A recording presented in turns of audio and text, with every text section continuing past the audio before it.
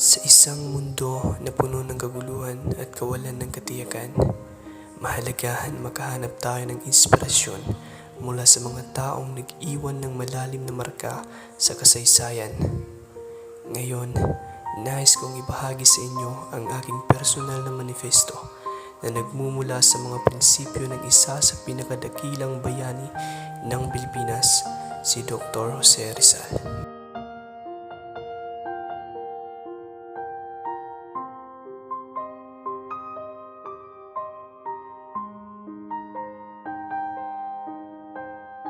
Si Jose Rizal, isang tagapagtanaw, isang iskolar, at isang makabayan. Inilaan ang kanyang buhay sa paghahanap ng kaalaman, katarungan, at kalayaan. Ang kanyang mga prinsipyo ay patuloy na naglalakbay sa atin. Inihikayat tayo na magsumikap para sa isang mas magandang mundo. Una at pinakamahalaga, tinatanggap ko ang prinsipyo ng edukasyon. Naniniwala si Rizal na ang edukasyon ang susi sa kaalaman at kalayaan.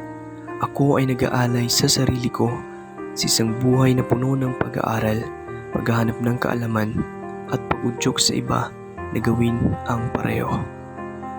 Ang edukasyon ay nagbibigay sa atin ng kapangyarihan, nagpapalawak ng ating pananaw at nagbibigay sa atin ng kakayahang gumawa ng mga matalinong desisyon para sa ikabubuti ng ating bayan at ng ating lipunan.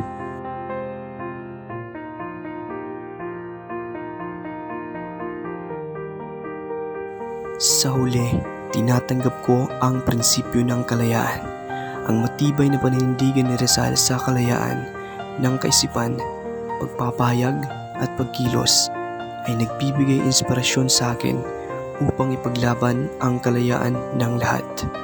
Naniniwala ko sa kapangyarihan ng mga individual na magkaroon ng kalayaan na nagbibigay sa atin ng pagkakataon na mabuhay ng tapat, sundan ang ating mga hilig at makatulong sa pag-unlad ng lipunan.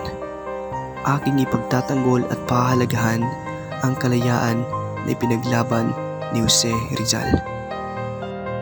Sa paglalakbay na ito, inaanyayahan ko kayong sumama sa akin.